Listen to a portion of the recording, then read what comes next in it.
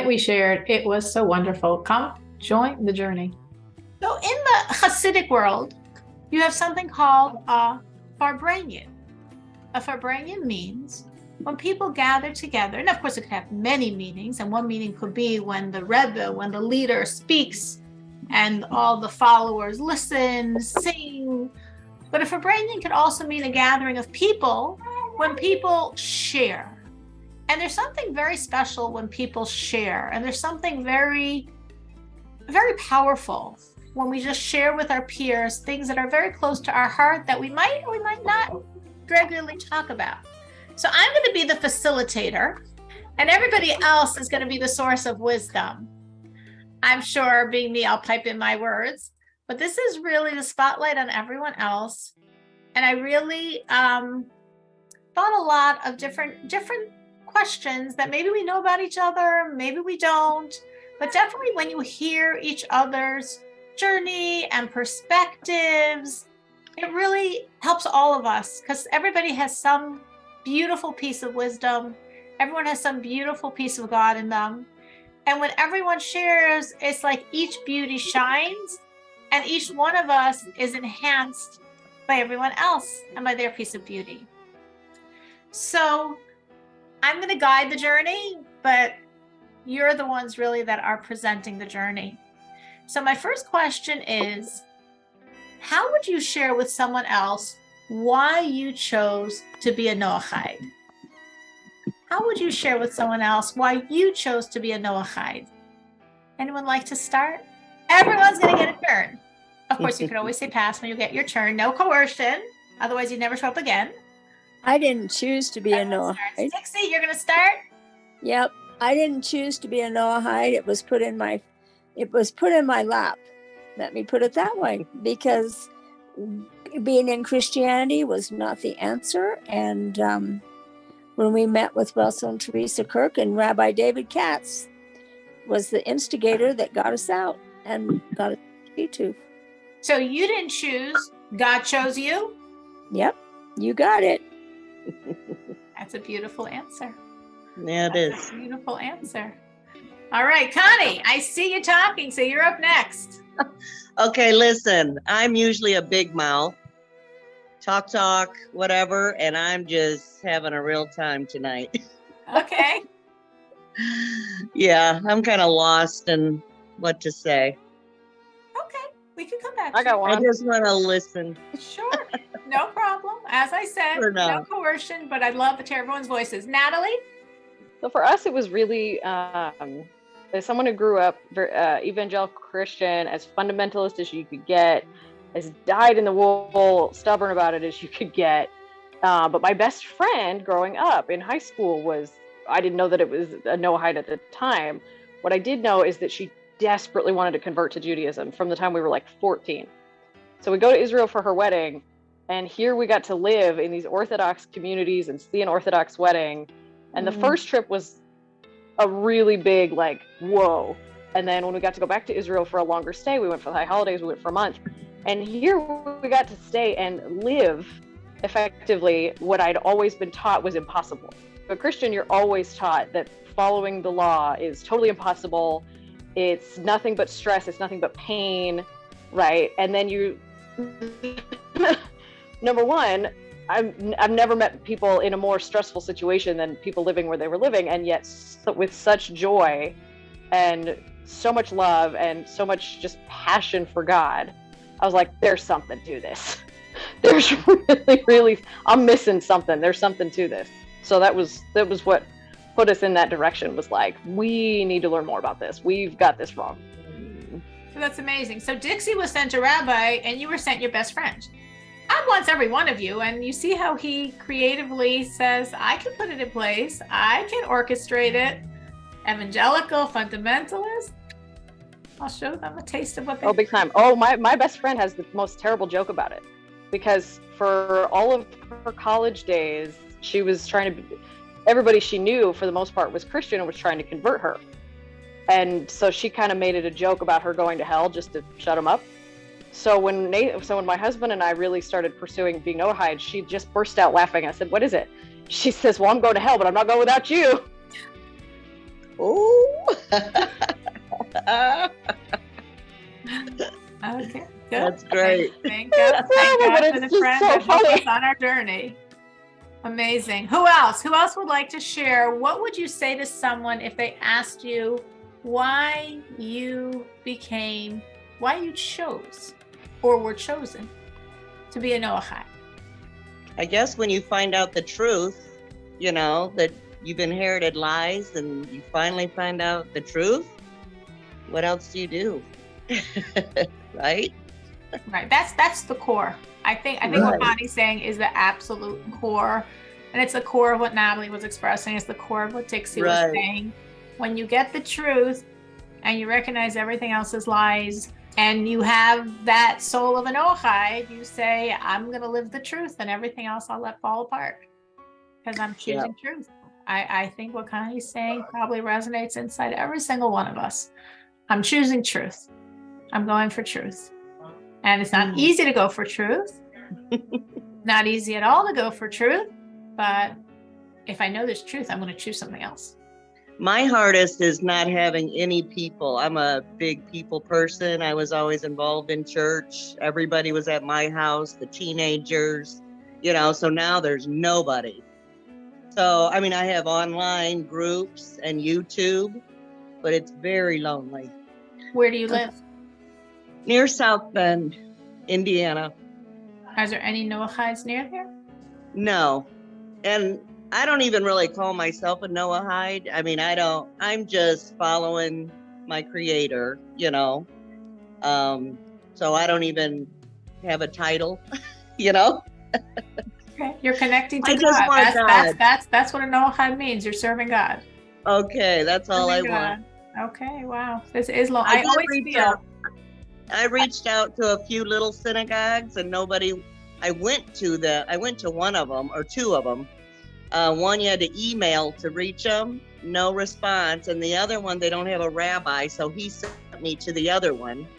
But that was like almost a year ago, so there's just nobody around, you know, Indiana. Wow. by Right. Lake Michigan. Okay, so not so far from Chicago. Is that where you're at? I'm in Chicago. Do you guys take visitors? Absolutely.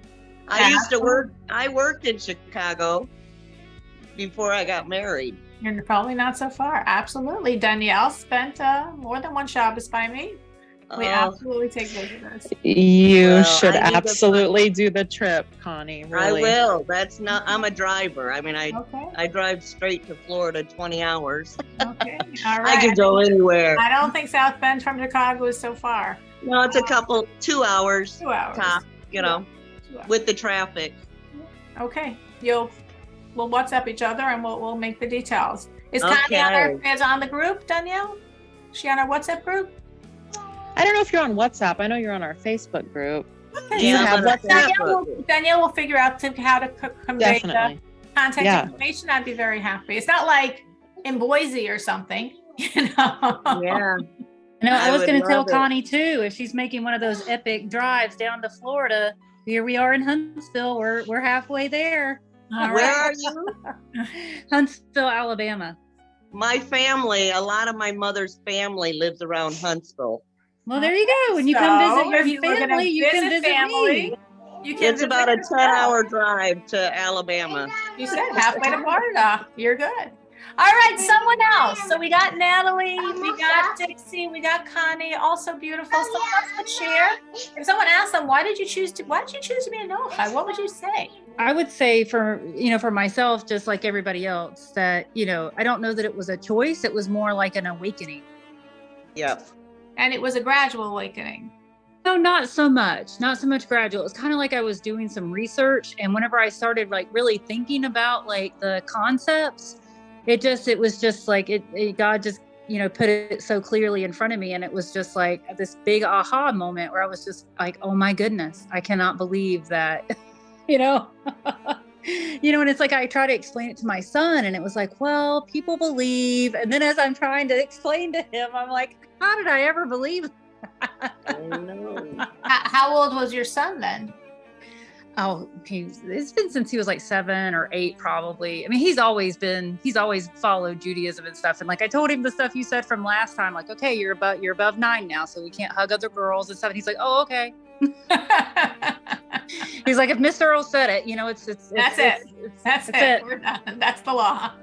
Because that's already an age when he already could have some sense of his own understanding, especially it's been a while. But right. So when you're saying this is what people believe, and you're saying this sounds so ridiculous. How did I believe it for so many years? But that's it's amazing what your mind can justify. Yeah. It's astounding, because I remember having so many questions as a little kid. No, the experts know. If they've answered that, it's fine. Somebody's answered it. Otherwise, what are we doing? Like, little kids can pick apart details really easily, and adults can justify things. You know what? And another one was, you don't have enough faith. Right. Oh yeah, that one works. That's a gross one. Yeah, it makes you be Just quiet read it real again. quick, huh? Because you're shamed. Yeah. Right. That's true. That's true. And what you're saying is very true. And then you're like, okay, I must have the problem because I have these questions. I must have the problem because it doesn't work in my mind. I must be the sinner or at fault or not smart enough or not good enough. And if I was, I wouldn't have these problems. So I should just be quiet about my problems. And there is that sense of, listen, if the whole world thinks this, it must be true. I remember someone, she's not on the class now, but she was on for a long time. And she became a Noahide because she was a very, very devout Christian. And she was so devout that her mother-in-law bought her, I believe it was the Bible, but like in the original Hebrew with a real translation. Like, because she was so devout. The Like blue one, she would go all the way to the sources. And then when she started reading it, she's like, wait, that's not what the verses I know say. And she like went back and forth between what she was reading and what she knew. And then her mind was like, am I crazy or is the rest of the world crazy? Could the whole world be crazy? I must be crazy. Yes. But how could I be crazy? I'm looking at this. I'm looking at it inside. And this is the source. Exactly what my husband went through. This is the source. She's looking at the source. And like, this is the source. So, but I know something, I'm smarter than the whole world. The whole world doesn't, I figured out something nobody else in the world ever realized. Yeah. It was a huge, like Christelle said, awakening. Very good word for it. A huge awakening. And then a choice. Like Connie said, you have truth or you have comfort. It's a choice. It's a big choice. Anyone else would like to share what they would say if someone asked, why did you choose to be a Noahide? My case, I think, is a mix. So, everyone already has said what I've been in the position of every single one up here. I've been searching for truth for a long time. It's in my 20s. I'm 60, so you figure it out. And I couldn't find the truth nowhere. The answers I was looking that will match the scriptures, no one and nowhere they gave me the right answer. I mean, there were, like many of you said, that there were lies, there were fixed answers, or it was nothing straightforward. This is it. And then I started going to Orthodox synagogues, and I very fortunate that all of them, they're very welcoming. They don't care if you are Gentile or not. They just welcome you. Then I started learning, I got all the answers, but I figured that I was not one of them. I mean, I can be a copycat. So then I found this niche. So here I am. That's beautiful. That's the long road. Understanding you're looking and looking and looking. And how many years have you been a Noahide for, Ruth? The last 30 years. 30 years. Ooh, so this happened when you were like 30.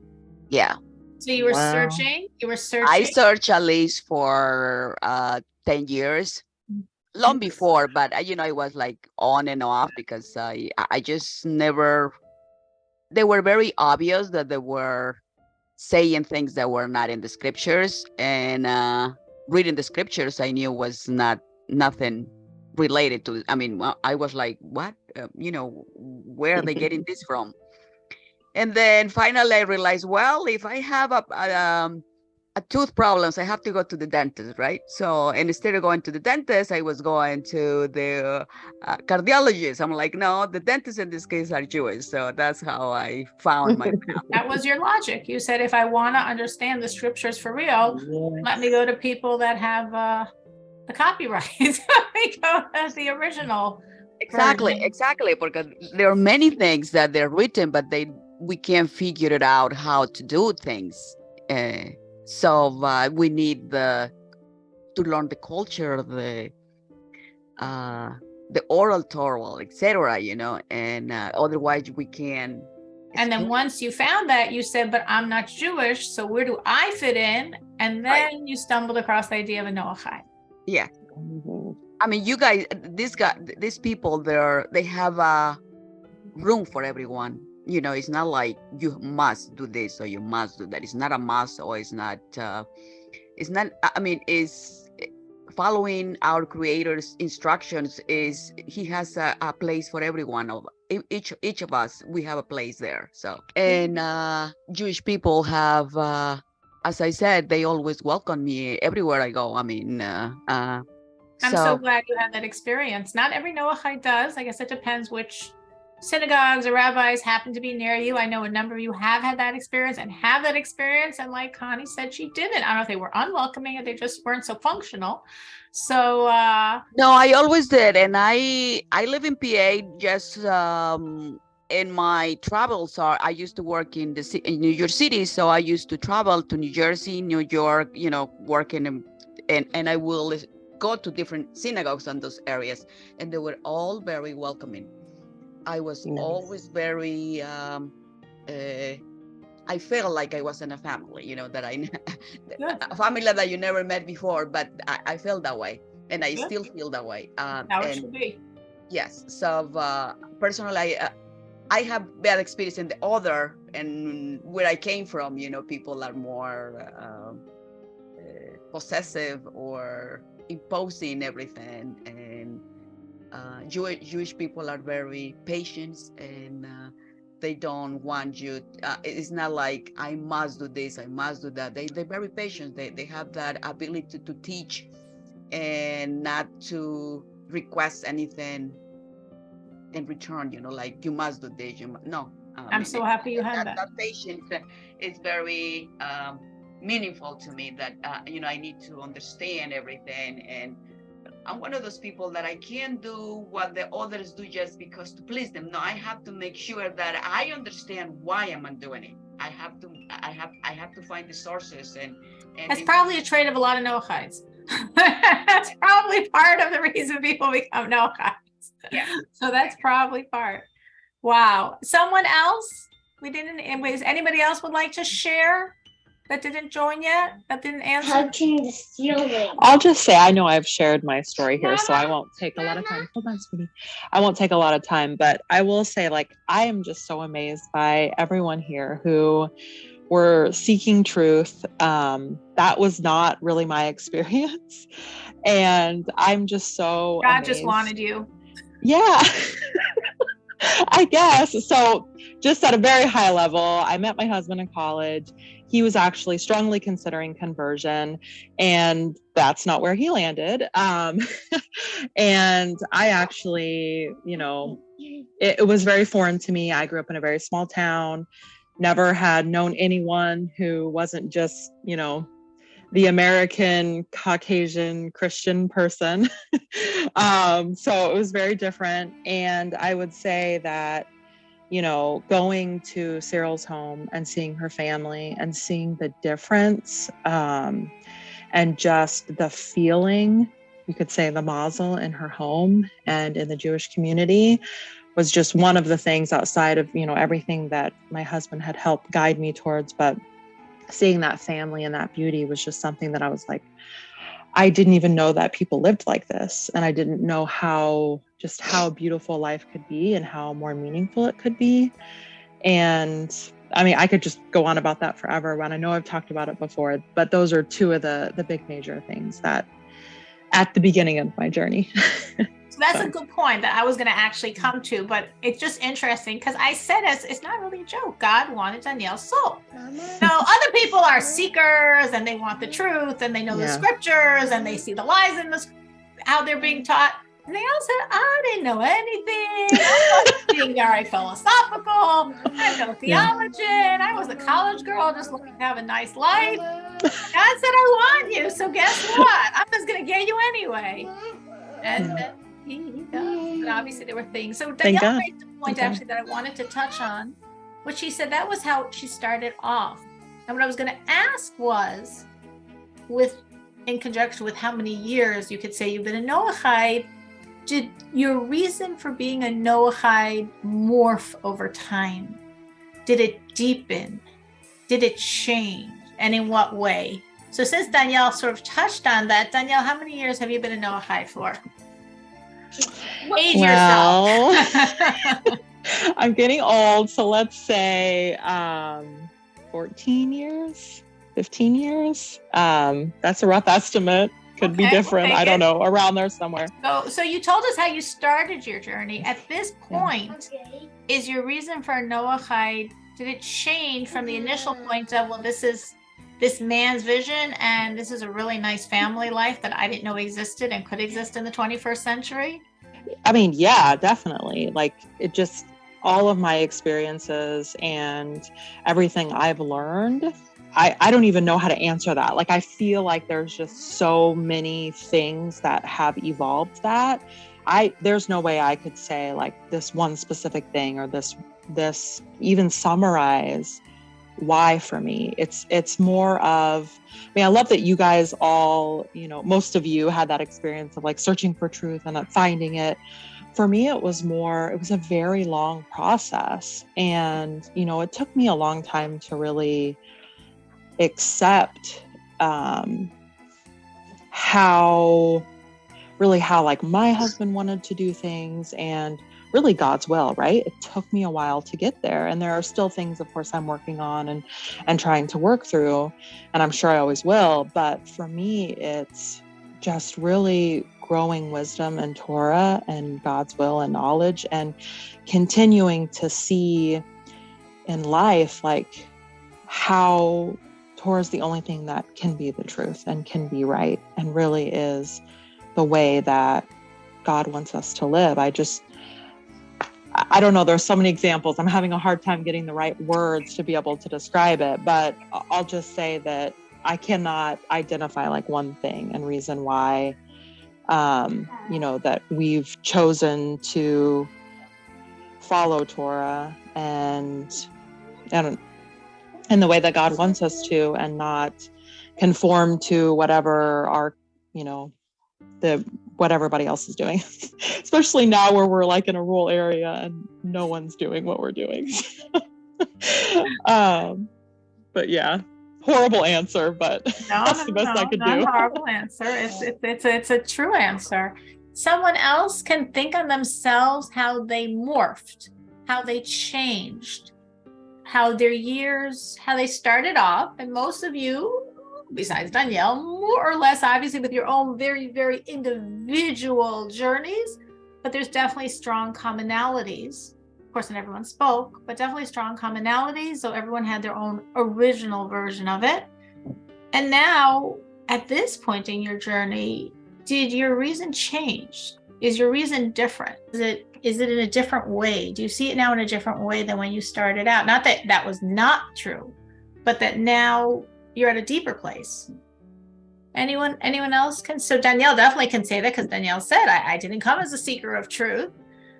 So I definitely see how gradually the truth penetrates and just is like, I'm going to live a life without this, which I think was your point. I think that was very clear and eloquent. Anyone else on that idea? I will share, like part of the reason I think I had the awakening or started searching for things is because things that I was doing was not working for me. Like everything that I was doing that people are like, oh, you need to do more of this or do more of that, and then you'll see, or whatever. It was like, well, none of that's working. And so then, started researching and trying to find, other answers. And then I was very thankful to have found Torah. and a group of people in the beginning that were very much, into Torah and did Shabbats every Friday night. And I was in a very lovely group of people. And now, being on my own, it has deepened, because I can see, and hopefully this will help. I mean, all of us seem to be kind of on our own here. It's deepening because I can see that even completely on my own, this way of life, and it is working. Through learning, and there's all these aha moments, and through all your classes, and just through study, and it's just it works. And I can see it working for my family, and so it just deepens it. And I feel like maybe my family's a little bit of a bridge to other people. I notice people have conversations, and one of the biggest things is people get confused about, like, oh, you think you can be saved by works? And it's, well, no, absolutely not. And it's like, I kind of like try to remember things that you said in class, as far as like, it's like, no, I do the things that I do because it creates a closer relationship with God, not because I think that it's going to get me somewhere. Crystal, how many years have you been in Noahide? It was my early 20s, and I was like 22 or 23, and I'm 45. So Wow. Got to do the math. And I can't do the math right now. So about 22, 23 years. Yeah. So what Crystal said, which is a really beautiful point in terms of how maybe it morphed for her, is that, and again, not everyone has this experience, because not everyone had, as Crystal had in the beginning, this group of people, which many Noahides, like Connie was saying, are just very alone, always. But when Crystal started off, and maybe that was, again, the road she needed, and therefore God made it work for her, she did have this group support. So it works, but then she's saying, was it me? Is it the truth? Is it the group? And then now she's saying, over time, she's now not with the group, but she moved. I don't know where they are, but she definitely moved. And she sees it still works in a deeper way, because it's coming from her. And I think that's a theme we speak about quite often in Jewish thought, that the sort of, I'll put it, the advantage of the power when just you're given like gifts from above, or when you work from below, man-made, with your own sweat, your own efforts. And obviously with your own sweat and your own efforts, it might produce something much smaller than when you have all of this showering down on you. But you produced it, you created it, you have ownership of it. And that's very, very deep.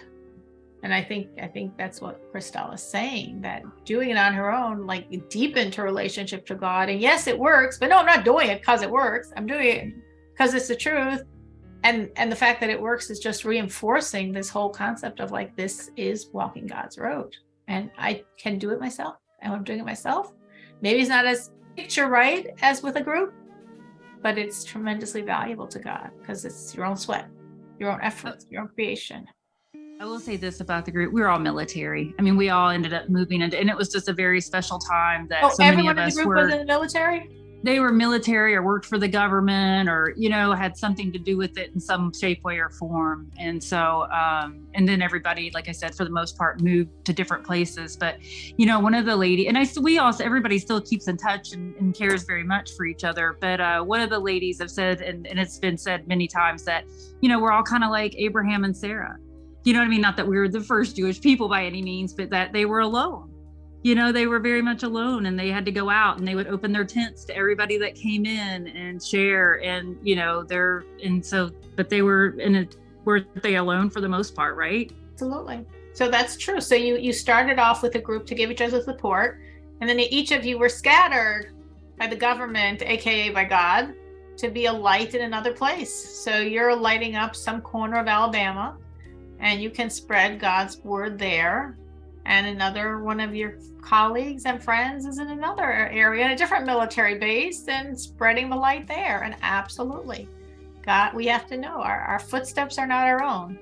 God runs the footsteps of man, and he definitely puts us, like Danielle says, she's in rural America. Well, obviously, she's supposed to shine the light exactly there. And who knows who's going to notice it? Who knows who's going to see it? Who knows who's going to be affected by it?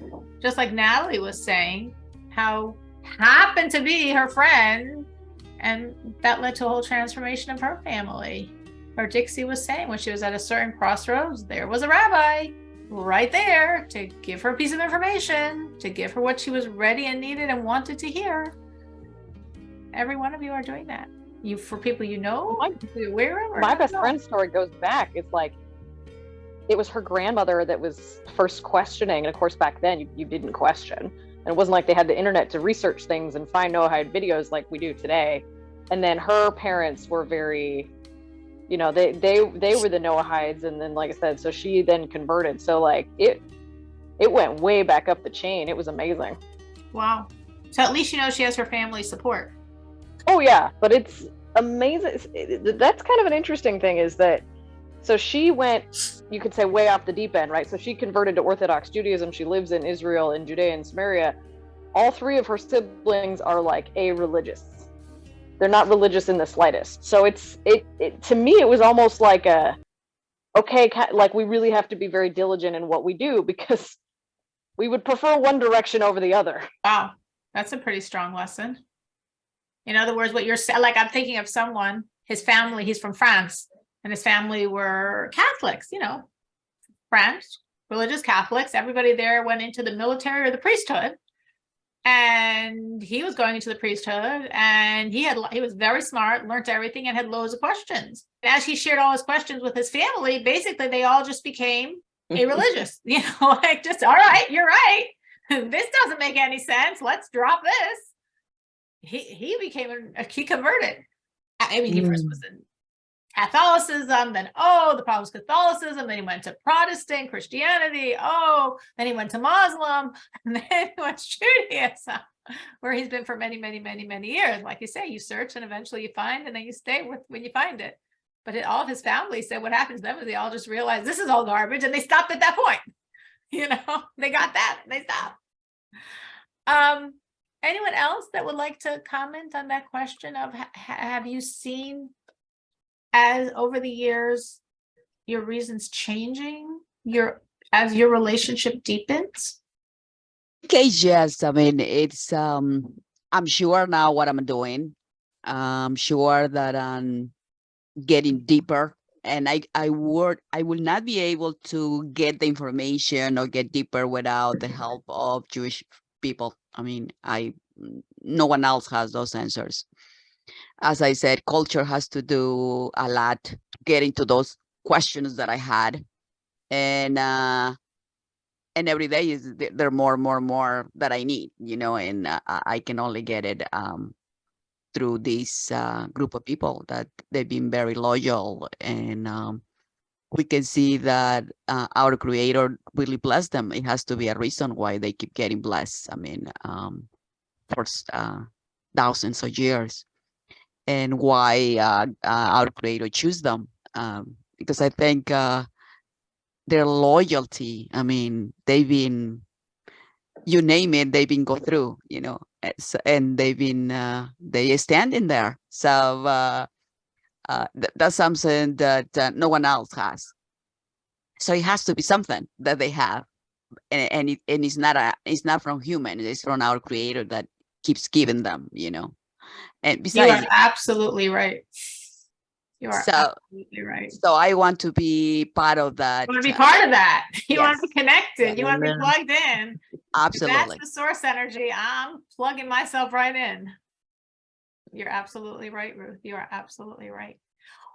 Well, that's what we found was when the farther we go, of course, I'm surrounded by Jews, not here. Well, yeah, here, because the rabbi and all the family, you know, they welcomed us in. They wanted us at Shabbat. They wanted us at everything, at all their events. And, you know, by them welcoming us in, we learned how gifted the Jewish people are with knowledge and understanding, and that we don't even have an inkling of how gifted with knowledge you are. You know, we had a rabbi staying with us for 18 months. My gosh, he knew everything. I mean, he could tell you in the scriptures where they were. I mean, the rabbi at the synagogue, Moshe, he'll be teaching a class, and all of a sudden he said, "Oh, Well, that's here in the Talmud, right here, page such and such, runs and gets it. I mean, it's unbelievable. And it's just astounding. And how could we walk away from the knowledge? Because how else are you going to get the knowledge? How else? It's through you people. It's through the Jews that we get our knowledge. Because we know that that Torah is God's will and wisdom. And when we study the Torah, we're one with God on a level possible in any other dimension.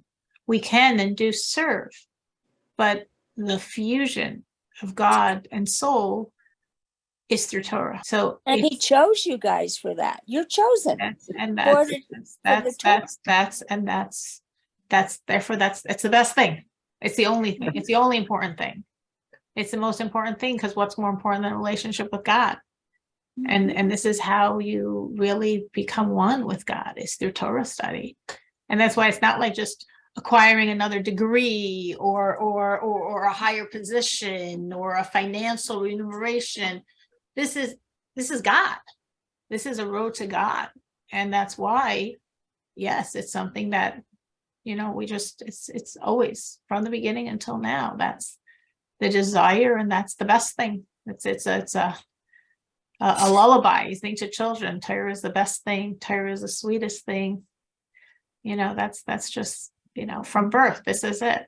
This is again, not to put down every single commandment and action of service, but through Torah, that's you and God become one. And yes, definitely, that's as you grow in your journey. The longest psalm. Not the longest psalm is all about how wonderful the law is. Yes, Psalm 119. So 119. Yes. David probably knew something there. Yes, he knew something there. And from the beginning of time, it says, looking at the Torah portion of just this past week, when Jacob was going down to Egypt, and God had promised him, I'll be with you, come back up. But it says that Jacob sent Judah to make a school, a yeshiva, a Torah school, because he wasn't going to go into Egypt unless there already was a school ready and waiting to continue studying Torah in Egypt. And throughout all the enslavement, and the enslavement was horrific. It wasn't kind. It wasn't easy. It was 110 years. Of course, they weren't slaves the whole time, but from the passing of Jacob already, they started really persecuting the Jews. And from the death of the last of the tribes, Levi, is when the enslavement began. So it was like 113 years, 113, 114, 115, 116, in that ballpark of years. But those years were unbelievable, cruel, depraved, horrific, and the school still functioned. And Torah was still taught, and Torah was still studied. Because that's it. That's the lifeline. You want that lifeline. You got to cling to it. And that's, like, as Ruth said, how we survive. That's why we have to attach ourselves to the Jewish people. We that's the only way we can get there, is by attaching ourselves. So Dixie, you're also fortunate because you live in an area also where you have a synagogue, where you have a rabbi, where you have a number of rabbis, in this countryside, and yet you have people right there. God put you there, and he put the rabbis there. Maybe the rabbis are there for you. He blessed us beyond most people. Cyril, you can tell me if this is right or wrong. The metaphor I don't hear anymore. I think we lost her. She looks frozen. Oh, why am I frozen? Oh, there you are. When you see me waving, am I back? Okay, you're back. Sorry. The metaphor is like God put the Jewish people like they're the football team on the field fighting the fight, right? To like bring the world to God. And I feel like Noahides, we're the cheerleaders, we're the water boy, we're the field medic, right? Like this is necessarily fight the fight, but we're doing all we can to support the Jewish people. I think of it as more than that. Because the ultimate point, when God created this world 5,783 years ago, God had a vision. The primordial vision of creation was redemption, was Mashiach. That was the original vision from which the world came to be. As such, I think a Noahide actually plays a pretty pivotal role. The Jew does too, but in a different way. The Jew is like this sort of, could be, not every Jew obviously is, we all know, but I'm saying the Jew, in theory, the Jew doing it right, is supposed to be sort of this beacon of God's light to to light up for all the people around him. And then all the people around him, the Noahides, there's supposed to be about 8 billion of you, all the Noahides are then representing the world. Like I was saying in Christmas, Christelle was talking about her journey, how it deepened when she's alone. And I said, that's like what you create yourself. It might seem smaller, but it's more precious because it's really your sweat. So the Noahide is really the world. So when a Noahide recognizes God, when a Noahide acknowledges God, when a Noahide testifies and his life is a testimony to God, that's giving God the world. And that is something, in a sense, a Jew can't do. Because a Jew, like Dixie is saying, like Ruth is saying, and I agree, is a little bit above the world. It's a little bit different than the world. It's not exactly Noahide's world. So you're the world, and as the world, you're acknowledging God. I think it's very interesting. I pointed this out many, many years ago in this class, or I don't know how many years ago in this class, that the Jews pray 3 times a day. Noahide has to pray every day to God. They don't have to do it 3 times a day. You have to pray every day to God. A Jew has to pray 3 times a day. A woman has to pray twice a day. A man has to pray 3 times a day to God. Every prayer of those 3 times prayers ends with the same prayer, meaning the morning prayer is much longer, the afternoon prayer is the shortest, the evening prayer is a little longer than the afternoon, but much shorter than the morning. So the 3 prayers are different, but they all end with the same prayer. And that final paragraph of that prayer that we say 3 times a day is a vision of redemption, which makes sense. Culmination of the prayer, a vision of redemption. And what are we talking about there? That the world acknowledges God, that the world serves God. That's the final vision every day, 3 times a day. There's a lot of things we could say if we wanted that final prayer to be about redemption. We could talk about the candy growing on the trees, it being a world of bounty, it being a world where we have so much good, eternal life, health, everything we want beyond. That's not what the prayer doesn't talk a word about that. It could talk about the resurrection of the dead, the ingathering of the exiles, a life where all we do is study God's word, study Torah. Prayer doesn't talk about that either. The prayer talks about the world acknowledged. So I think it's a very pivotal piece of God's vision of redemption, that this is what the sages chose to end every single one of our services with, is the world acknowledging God.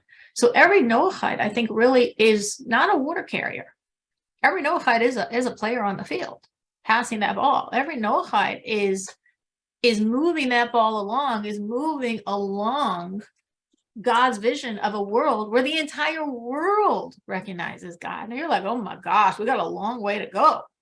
But no, the Bible said Mashiach's coming now. It's not a numbers game.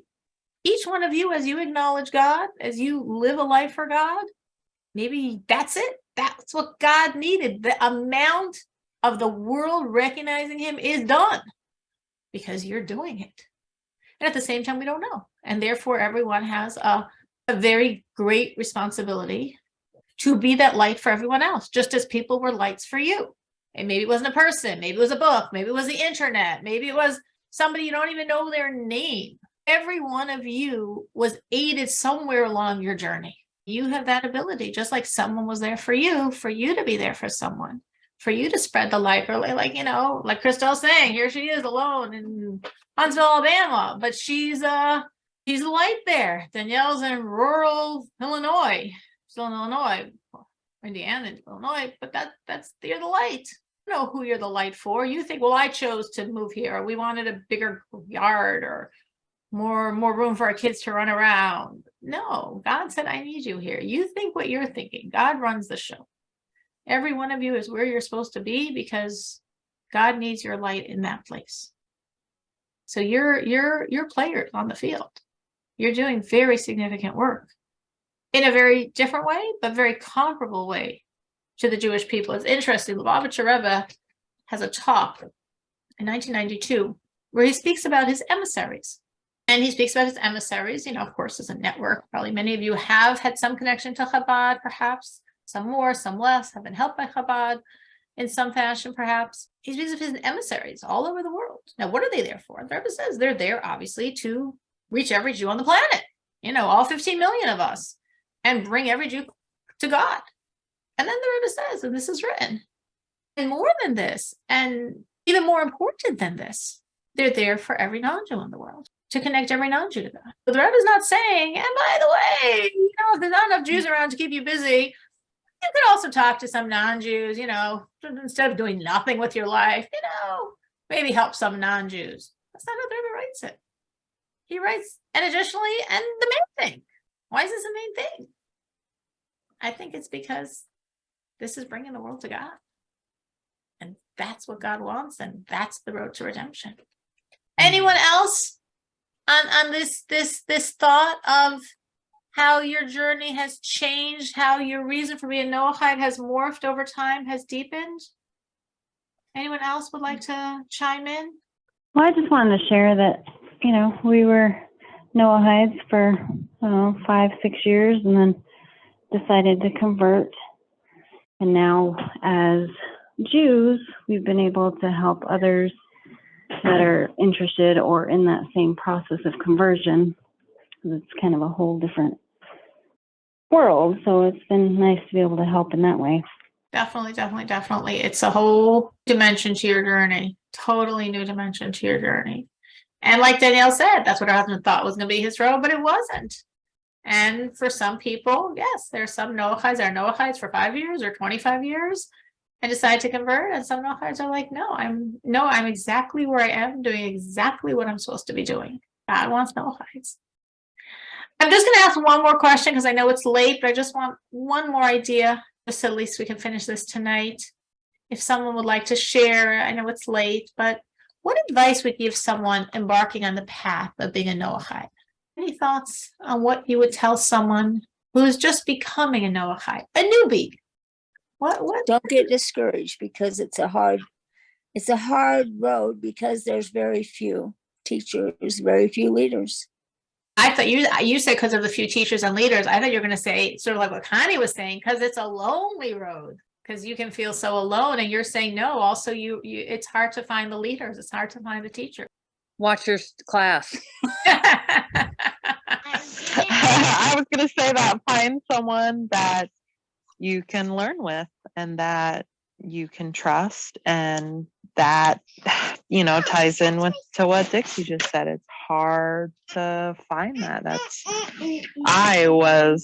was one of the first things I found, so it was really just handed to me, and I'm very thankful for that. We've been studying for a long time together, Cyril. So as many years as you've been in Noahide. Yeah.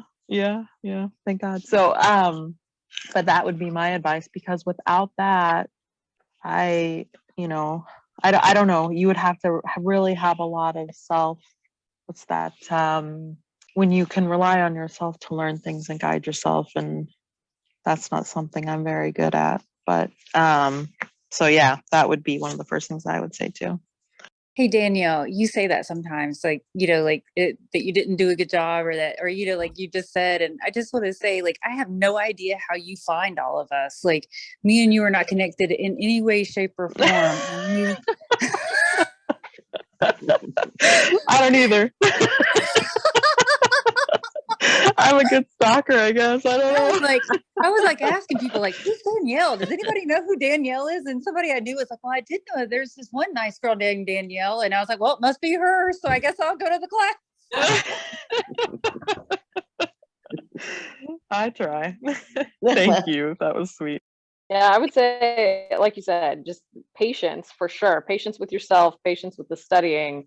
And then, finding a teacher that is going to teach you things that are halakhically sound and kosher is the other big thing. You're certain, a lot of us have been searching for truth. And so finding somebody that's going to give you the right information can make that journey a lot shorter, for sure. I know a lot of people, it took them decades. And for us, it was 6 months, because we had really, really good people to answer our questions right away. And it was intense. Wow. Well, the funny thing is that when I started this class, been learning with Danielle for many years. She would go to my regular classes, and she lived nearby, and we would learn on the Shabbos together. And I was just thinking, this whole world of Noahides, that they don't have any classes. I felt so bad. And then I made the class and I found out that no, there's actually a lot of classes. there's a lot of the Noahide classes out there. So it's But yours is definitely the best. Oh, okay. Thank you. I'll take that. That was searching for compliments.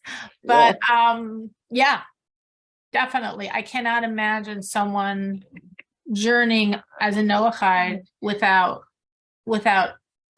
instruction. Because, you know, if you're just reading it yourself, it's hard to know what's the truth. And how do you take that truth? And how are you supposed to live with that truth? And what does God want from you as a Noahide? Mm-hmm. The thing too, the verses saying that we'll grab the hold of a Jew and say, teach us, we've inherited lies. Right? Right. That's right. That is right. That is absolutely right. Wow, this was